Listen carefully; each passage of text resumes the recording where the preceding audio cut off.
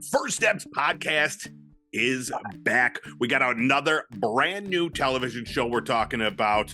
Just two men on the outside talking about a man on the inside. You see what I did there? That was good. That was good. I did not see that coming. My name is Eric. And I'm Keith. And this is First Steps.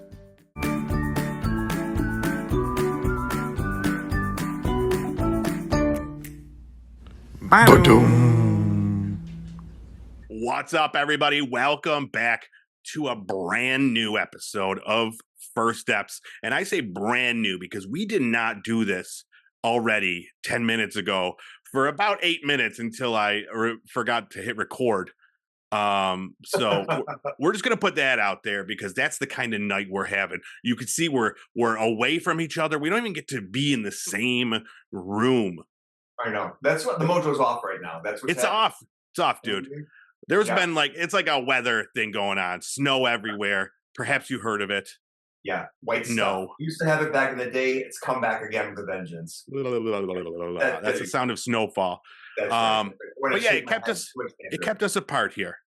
And we said, nay, you will not keep us apart, not with the technology that we have at our fingertips. So we're on Zoom here. If you're watching along on YouTube's, if you're listening, you're fine. You don't even, it might sound a little shittier, and I apologize for that, but we're here. We're here to talk about a new well enough now? I can hear you now. Yeah. You probably didn't hear me so well before either because my microphone was tossed to the side. Oh, look at that. We are we got through growing pains. We are back and I'm ready to go. You sound so much better now. We'll just say that. I love it all. We watched A Man on the Inside. This is one I was very excited for. So maybe you would have noticed that we haven't been, it's been a while since the last show.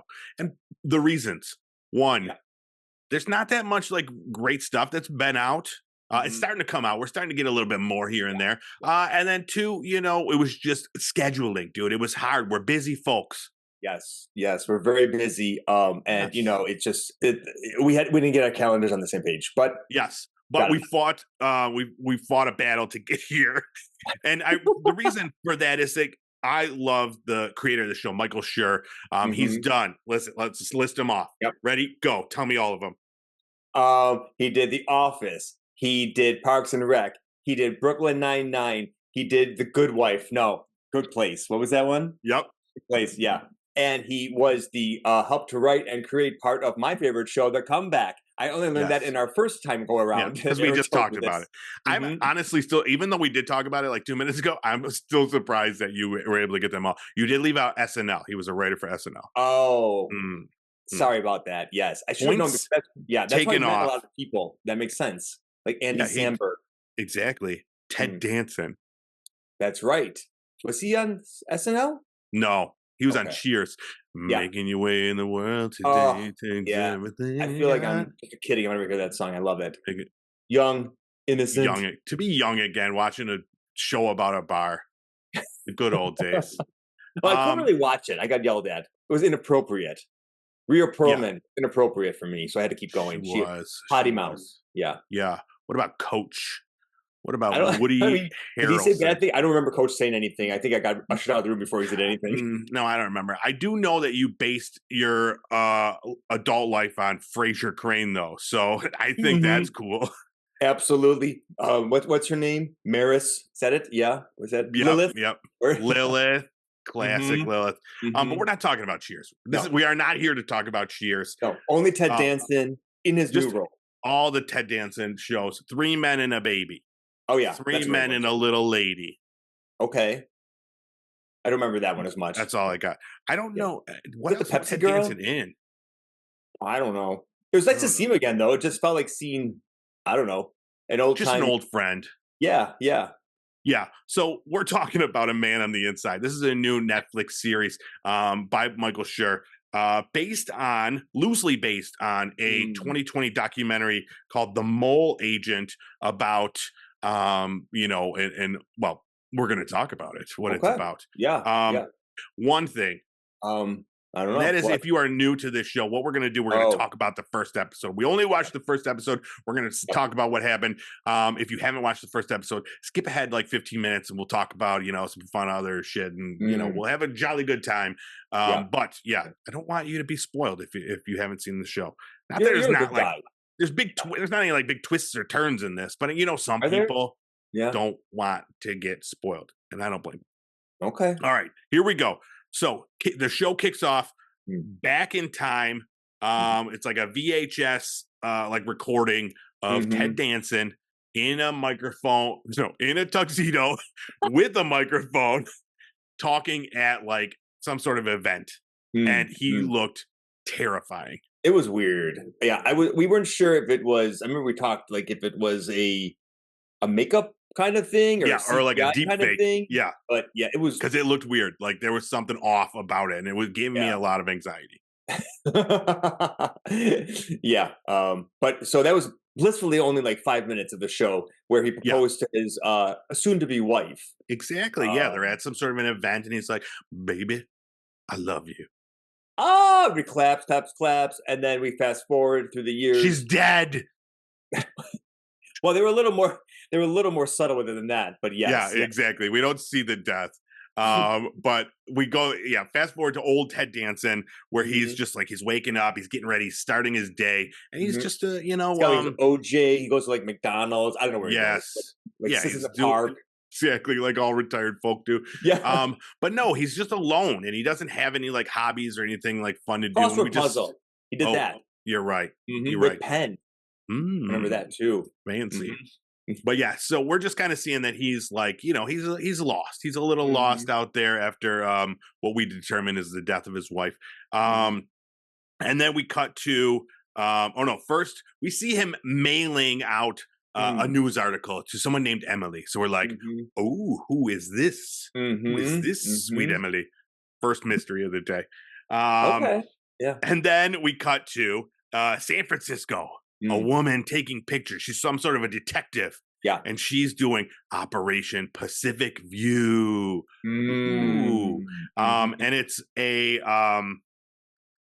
client of hers, like their mother's in like a nursing home, and she's getting like jewelry taken or elder abuse or something like that. I don't really remember. I think it's just the jewelry. I think it's a jewelry heist from what I remember. I don't remember any so any abuse. So they're trying to it would be a different tone for sure. If it was that.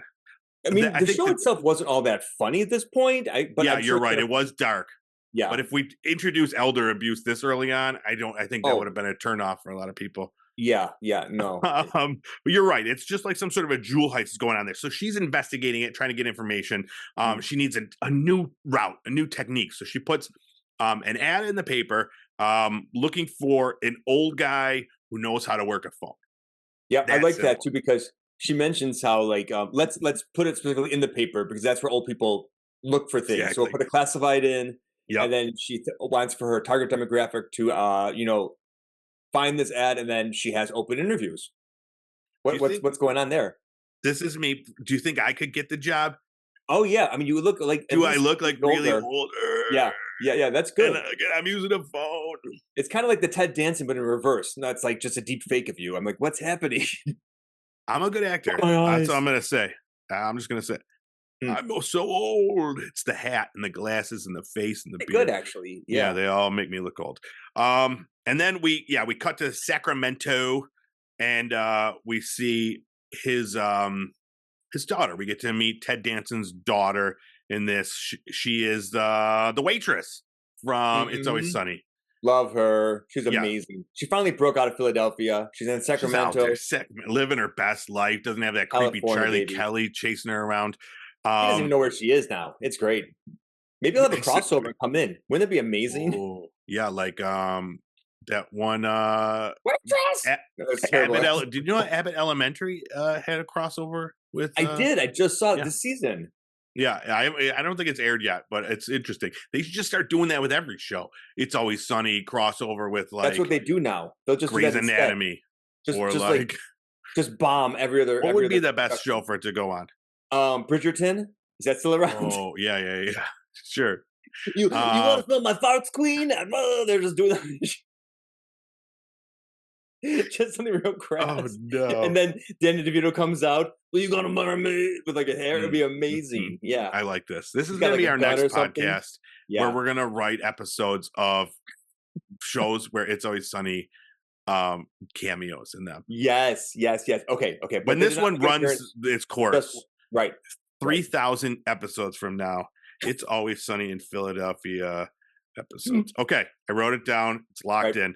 Great. Okay, back to but the this show. only has the waitress. I forget her actual name. Yeah. I don't remember it. Oh, it's Emily. Emily is her name. Well, oh, Emily the actress name? What's the actress's name? I don't know. Okay, all right. We love her. We love her regardless. Yes, she's there with her husband, her kids, and she's talking about her father, Ted Danson, saying that since mom died, he's just been like lonely and like weird. So she's gonna go visit him. Mm-hmm. And she goes and visits him. She just tells him that like you got to get out there. You got to do something. You just can't be this this buoy adrift in the ocean waters. No. Make a life for yourself, young man. Yeah, so we're setting this up. So he sees the ad that we prefaced earlier, and he wants, he's like, this is going to be his thing. Mm-hmm. So he goes there, and they're just interviewing all these like old people, and he is, it's at this like retirement home. I don't think I wrote down the name of it, but it's probably Pacific View. Was that the name of the? This guy. This is why we keep you around, because you're astute and you know the answers to everything. But yeah, so they're only when I listen. This time I actually listened. This time, yeah, that's true. I'm on camera.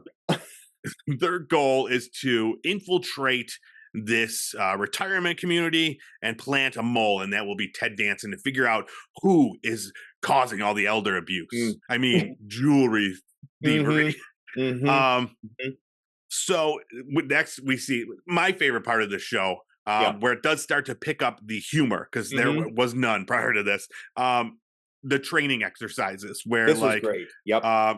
So he has to like say what his surroundings are. So he sits down at the table and she's asking him these questions and he's answering them very confidently, and they were all wrong, like every single one of them. And he said he wasn't paying attention and he was just guessing. So that was funny. Do you think you would have done okay with that? I would have been terrible, because the questions were along the lines of like basically they like got a drink from a coffee stand and then sat down at a table, and she's like, we just passed by 3 tables. What were the outfits of the men we walked by? And he's like, a brown sweater, a bowler hat, and a baseball You would definitely be terrible at that. What? Looking at me right now, what am I wearing on my head? Looking at you right now. But no, I agree. I don't think I would be good at it either. I'm so like, I don't know. Sometimes I could turn it on. Other times I forget to press record.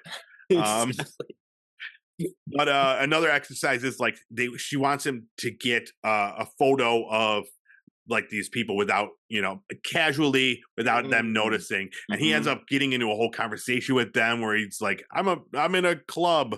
And then they're taking selfies together and stuff like that. Another big failure. And then the last one is he's wearing these spy glasses and she wants him to go do something with like some sort of a produce seller or whatever. Yes. But he's like wearing the glasses and he's like getting in people's faces and stuff. It was really funny. Just acting like an old dude with spy glasses. And he ends up having to buy all these peaches because he's, again, terrible at doing this spy stuff. It was so awkward that he just just bought them all and left. Yeah, it was awkward. Just 2 giant bags. What happened? What do you think happened to those peaches?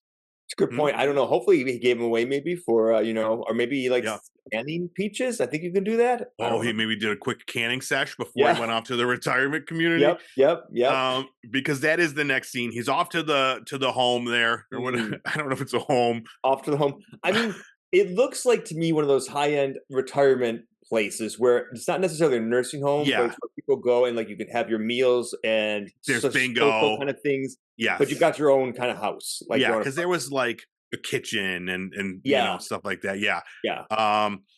So he's there, and then we meet Stephanie Beatrice from Brooklyn Nine-Nine. She's the whatever, the nurse or the something. She works at the retirement home, and then Sally Struthers shows up. I called it. Out I of was the so blue. happy. I was like, "Is that Sally Struthers?" I was surprised that I picked her out. I didn't. What was she wearing though? I feel like she's wearing a black cardigan, but I actually don't know. It sounds good. I would have guessed that exact thing.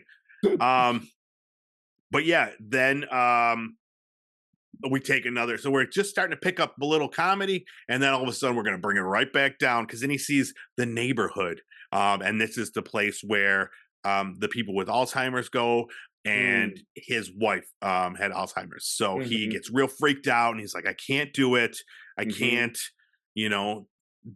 get past this." So the detective that he's working for is just like, you just got to deal with the feeling and get past it, get through it. So he's like, fine, I'm doing it.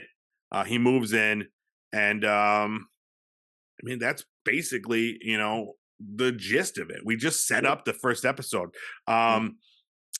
There's like more. There were like a few little funny things, but overall it wasn't like super funny. The next part where the detective is in there pretending to be his daughter, and he's like, we should have a nickname, and she's like, no nicknames, and she's like, I refuse to do nicknames. He's like, fine. And then the woman comes in, and he's like, hey, Froggy, and it was just really fast. It was funny. That was great. But there wasn't she got much. So mad. The detective got so mad. She did, because now she's Froggy. She's permanently Froggy. So yeah, that is that's the first episode. It was just really setting it up. And we'll get into. We'll talk about more of our thoughts on it going forward. But first of all, though, did you hear the rumor that Ted Danson was bald? We looked at it, so I want to bring this up because we had to look it up while we were watching it. And like, I always heard that he wore a headpiece or whatever, so I had to go on the internet, and like he's not like fully bald. Yeah, but he does wear a hairpiece. But he's got fantastic. Patches. I know. I would have never known he had a hairpiece on. His best feature. We got to get in. We got to get these fancy Ted Danson hairpieces, dude. Yeah, we do. Yeah, that's why I always wear a hat, because I don't have Ted Danson money to wear a nice headpiece. But I just wanted to bring that up for all those people wondering, is Ted Danson bald? Well, a lot of people wonder that. I actually couldn't sleep at all until you told me that information. I know. Yeah. But yeah, I got. I was wondering. I was trying to figure out what we could chat about. I know, we always like to talk about fun stuff, and I was like, well, we could talk about like Michael Schur shows and like The Office characters, Parks and Rec, blah blah blah. And I said, no. I know what we're doing. It's the same thing we do every year, and we talk about Hallmark movies. And I want to know, tis the season for the Hallmark movie. Have you watched any this year? Or are you behind? I haven't really watched too many. I popped a couple on, but no, I've not watched any new things. Just on for background. They look good. Really watched. Dude. Yeah? There's some good ones? I was like, I got to talk to Keith about these, because there's some good ones.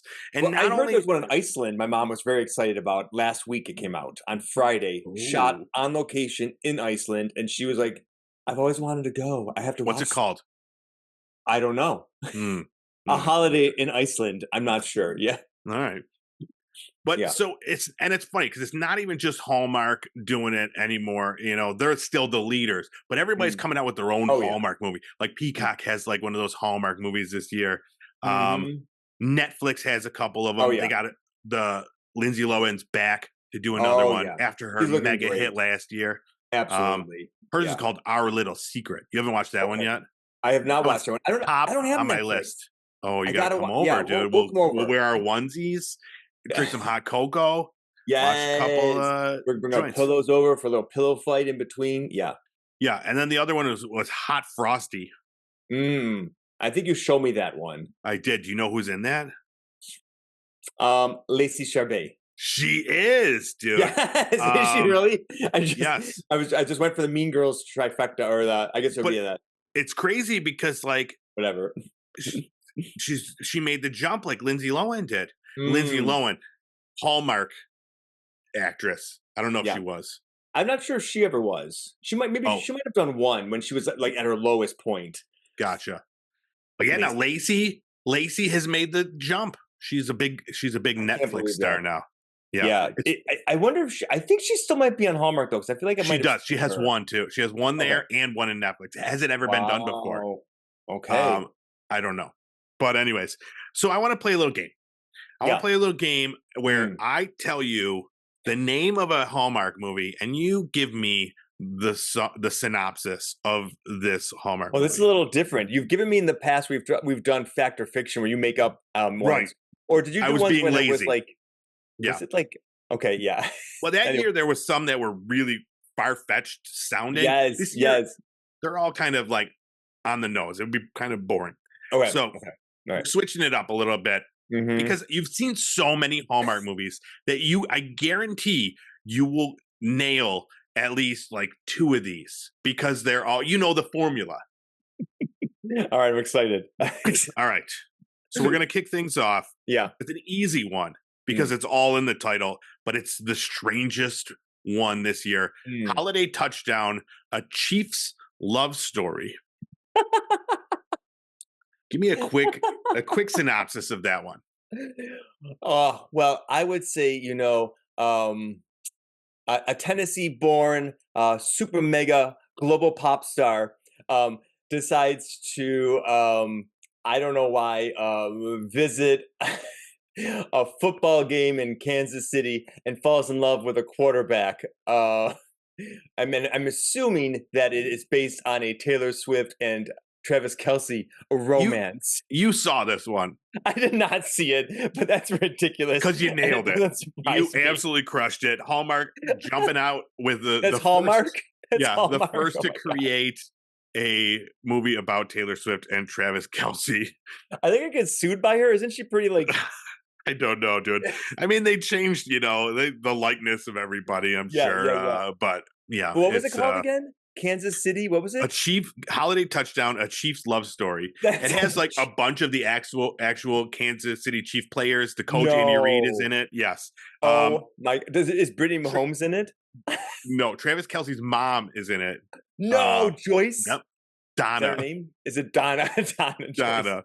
So yeah, wow. I cannot believe you crushed that. All right, next up. Yeah. Holiday Crashers. Holiday Crashers. Okay, here we go. Yeah. So this is the tale. Oh God, there's a couple different ways this could go. I'm seeing someone has to go back home for a reunion. She's been speaking up for a long time that she's got a live-in boyfriend and that she's ready for it, but nobody's ever met this mysterious boyfriend. And so they are going to get together, and she finds someone, I don't even know how, and she convinces them that you've got to come home with me, and she pays them, and then they find out halfway through that it's not really her lover, and that she feels bad, but then they actually do fall in love. No, not even close. Damn it! I was trying to think like, would you crash a wedding, crash a reunion? But anyway, have you ever seen Wedding Crashers? I have. So take that movie, but they're crashing Christmas parties. Why would they not know each otother? They're two best friends. They make up false identities. I'm assuming this is just the synopsis I read. It could be, a Hallmark gay Christmas film. Okay. Which there's been one, right? I think there's been a couple. There've been some. Yeah. But they make up false identities to crash Christmas parties. They're unexpectedly pushed down paths that could lead one to love and the other to her life's purpose. Oh no, maybe they're separate people. Maybe they're two girls and they found love in separate places. Got it. Okay. Got it. Oh, I'm not sure. I have no idea. So that's a wrong answer. Next up, Operation Nutcracker. Okay. This is a hard one because I'm not giving you much in the title. No, but this one I understand exactly what's going on with this one. This one has to do with the Nutcracker ballet. Obviously, little Tina is trying out for the ballet, where she's going to be the lead in it, but the ballet instructor is a really hard nose, and so her father, obviously, little Tina's mother has died, and the father's like, "You got to give my girl a chance." She's like, "No, I only accept prima ballerinas for this production," and then they fall in love, and she gets to dance a part. Wrong, terribly wrong. These are great movies, though. You got to admit, these are good. probably better than the ones that are actually existing. But this one is an event planner must partner up with the heir to a local family dynasty to track down an antique nutcracker that goes missing before a holiday charity auction. Got it. I love these ones that are like the mystery ones like that. We've got to find it and like kind of got to solve it in the background and like, who was it, who did it? I love that kind of stuff. Is that on what's that one on? That's on Hallmark as well. Is that on Hallmark Movies and Mysteries? It might be. I don't know. That could be a good one. Christmas mystery. Okay, here we go. Next up, the Christmas charade. Oh, okay. Now this is what I meant to do for the first one. This is the one where she's got a long-term boyfriend no one's ever seen. She was just trying to get mom off her back, but she decided this year mom wants to see him, and she's got to beg a friend to come with her. And so she puts out an ad in the paper. She gets somebody to want to be her actor boyfriend, and of course, they fall madly in love after a will they won't they kind of a situation.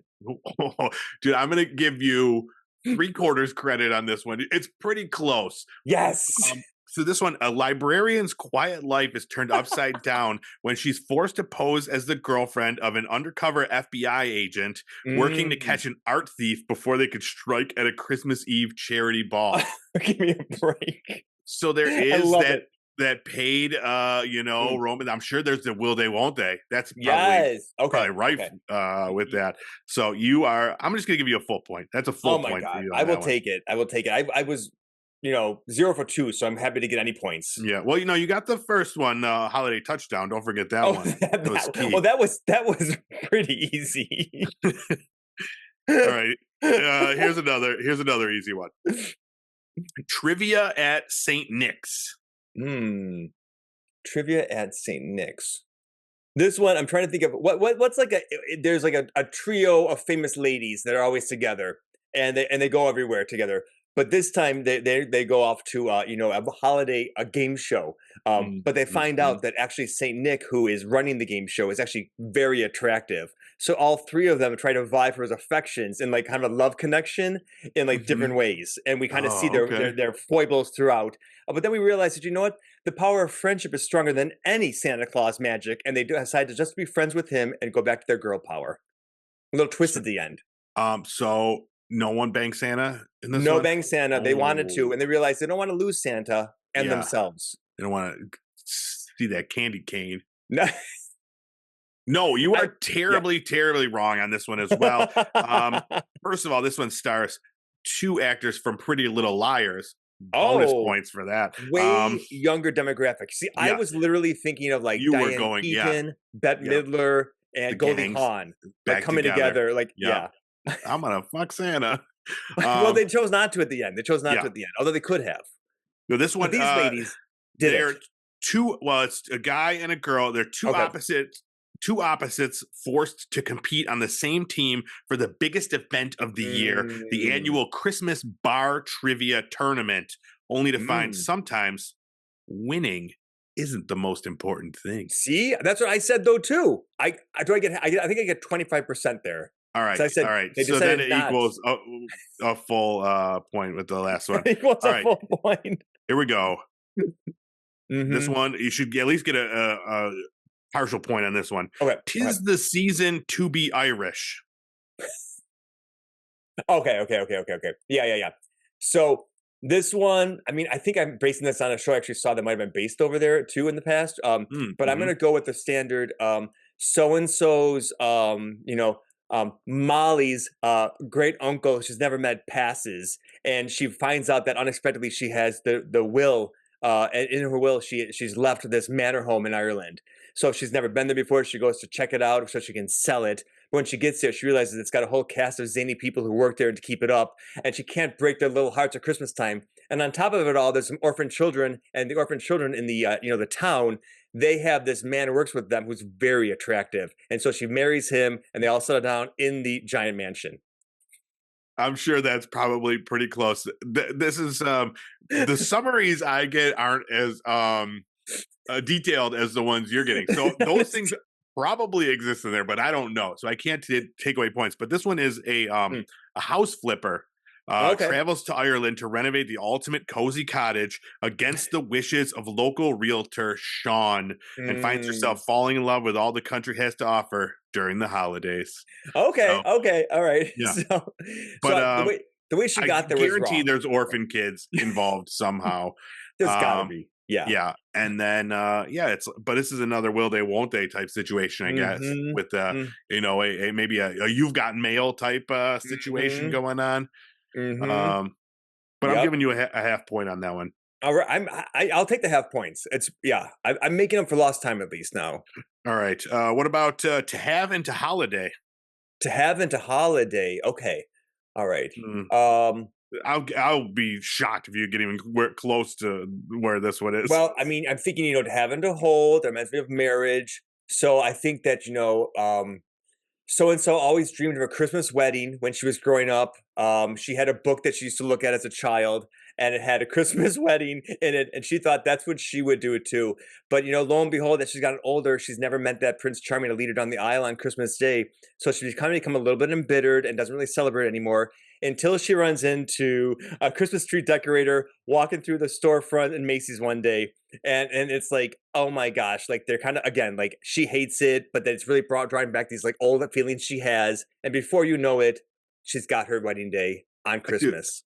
Oh my god, I gotta tell you, that one sounds so much better than this one. This one is newly engaged couple Celeste and Jason's love is put to the test when their father when her father and their would-be officiant puts them through a series of Christmas-themed challenges designed to determine if their relationship can go the distance. What? They don't believe them? Awful.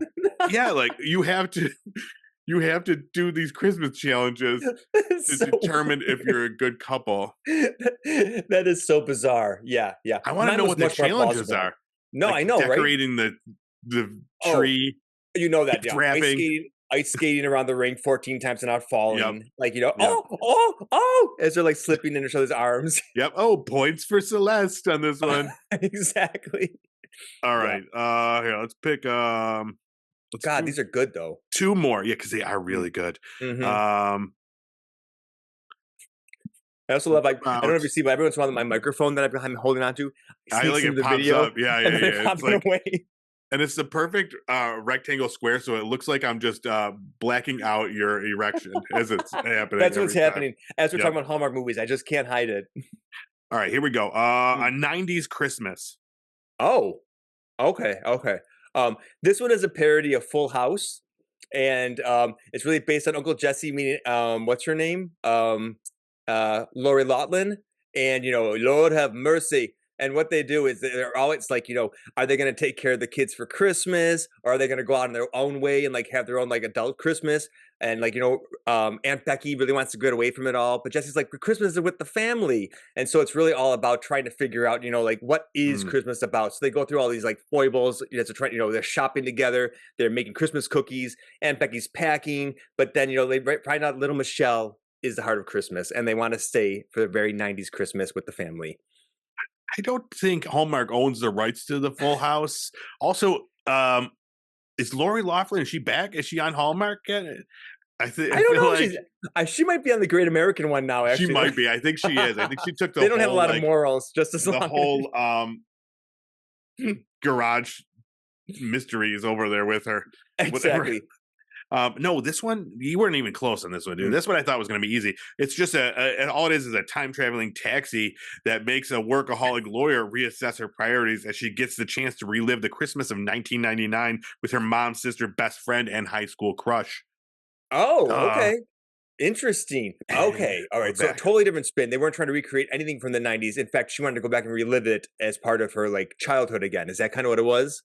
Yes, exactly. Okay. That's exactly what it was. All right. No Aunt Becky, cool. No Uncle Jesse. I thought it was a parody kind of thing. Yeah, it should have been. It should have been. All right, here's an easy one. This one's The Finish Line, but it's spelled Finnish. Oh, well, obviously this takes place in Finland. This is actually a he. He wants to go over there this time of year, and he's looking to get away from it all. He's a big city lawyer, probably New York City, and he's decided that he's going to just go and take the holiday, and just a quiet holiday.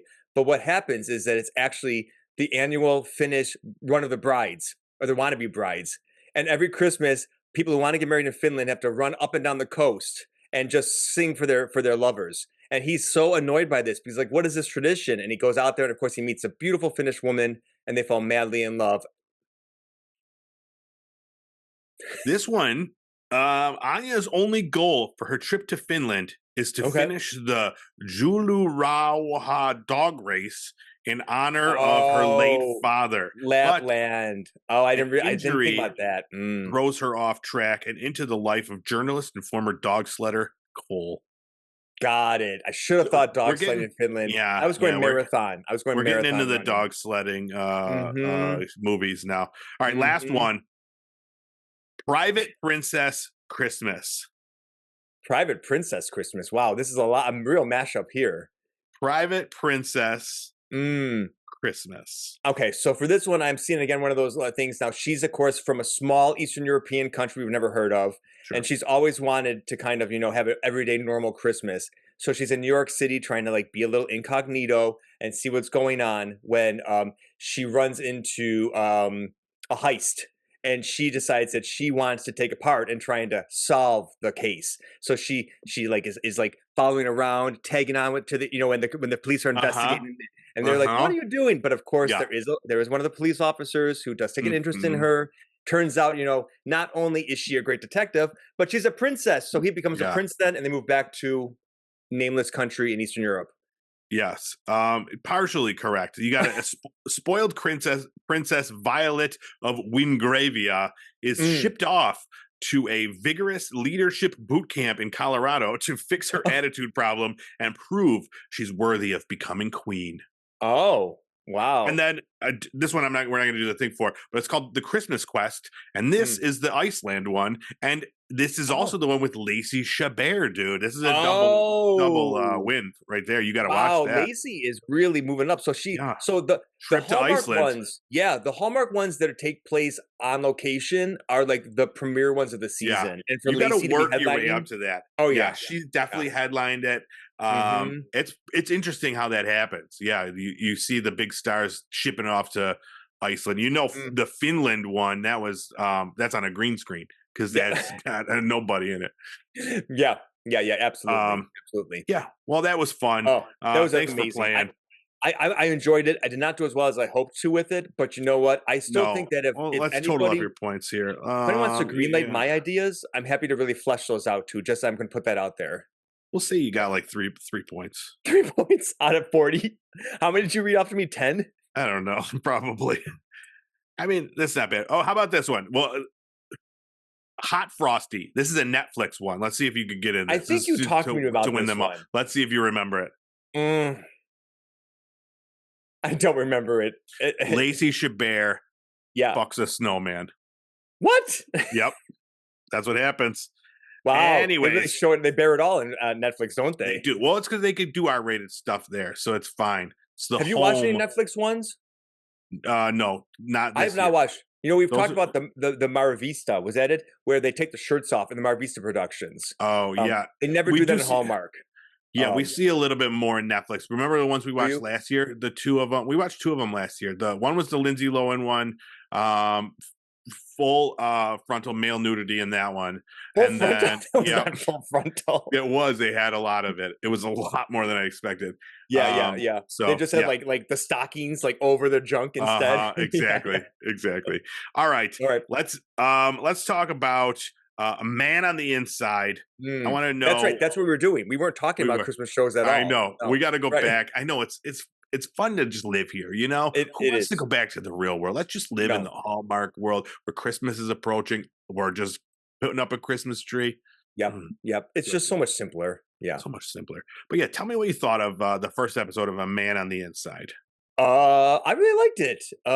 It's funny because at first I was a little bit, I think it still is. It's definitely cashing in on in my mind, only murders in the building kind of where it's like, actors who have had see that. Illustrious past, people know of them but haven't seen them for a while, and they're kind of bringing them back into like a lovable kind of endearing new production. And so I was kind of like a little bit dubious at first. It was just going to be like but I think it's got an interesting premise. Yeah. Is Ted Danson the poor man's Steve Martin? I can see it. Absolutely. Yeah. Okay. I can see it. My only hesitation with it, I thought I really enjoyed it, but there wasn't a lot of characters. So all the shows that you mentioned that who produces it again? Who's the right? Michael Schur. Michael Schur is known for these great ensemble casts, right? And this one really only had two people that I enjoyed. And then there was his daughter, Emily, who also seemed cool. And we like her in It's Always Sunny, but she wasn't really part of the main cast. And so I think once he gets where they are, then we'll see the nurse come into it more. Sally Struthers. Sally Struthers. She was there for a reason. I feel like I saw people like in the background that seemed, that should be in the foreground. So I'm wondering if we'll meet more of the residents and it will be more of that ensemble. Like I want a Stanley. Comedy. I want a Phyllis. Exactly. Right? Where are they? Phyllis. Yes. We've got Jim. Obviously, Jim is going to be, the main character. But Ted. Sure. Yeah, we need a Dwight. Oh, a Dwight. Yeah. Oh, that's a good one. Maybe that'll be Sally Struthers. I could see her doing that. All right. So what is your give me your number rating? I'm gonna give it like a 7. I liked it. All right. I would definitely watch more of it. I want to watch more of it.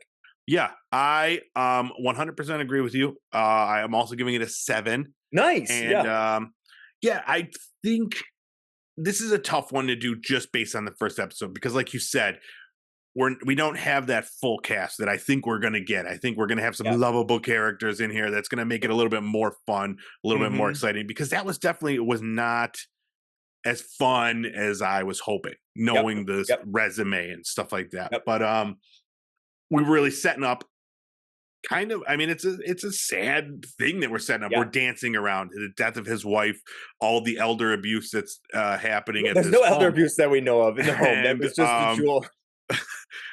So it's like, we got to find some sort of a comedy in that. And they struggled, I thought, a little bit in the first episode, but it was still a good story that I'm looking forward to seeing where it goes. So absolutely. There's been a little bit more of a resurgence of these like half-hour comedies lately, which is great to see because we don't get them a lot. So this one, and we're also watching St. Dennis Medical. It's from the guy that did Superstore. You could throw on one of these half-hour comedies at the end of watch like an hour of something, and then you could put on a half-hour comedy. That's a good point to make. Yeah, in 30 seconds instead of the 4-minute tire drive I just took. yeah, we got there. All right. We got to get out of here, dude. It's like midnight now. We've been doing this forever. I am so warm too right now. I don't know what it is now. I can tell. I can see you're Look glistening. Look at that. We didn't take a powder break in between where the makeup come out and blot you. Noel, I need a powder break. Yeah, get this man some powder. All right. While he's doing that, I'm going to give my spiel. Go check us out on YouTube. Pop Culture Playground is the name of the channel. Hit subscribe. That way you'll get this show when on occasion it does come out. Or if you just want to listen to the audio version, you could do that. Just type in First Eps. You'll get this show anywhere you get your podcast. And that's about it. So thank you for checking this out. We'll be back hopefully sooner than later because there's some other really cool shows coming out that I want to talk about. So we'll see you then. All right. Thanks. Bye-bye. Bye.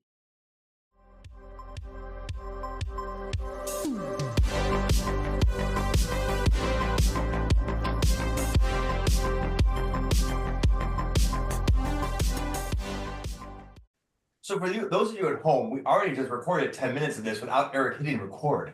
So now we're starting again. You should.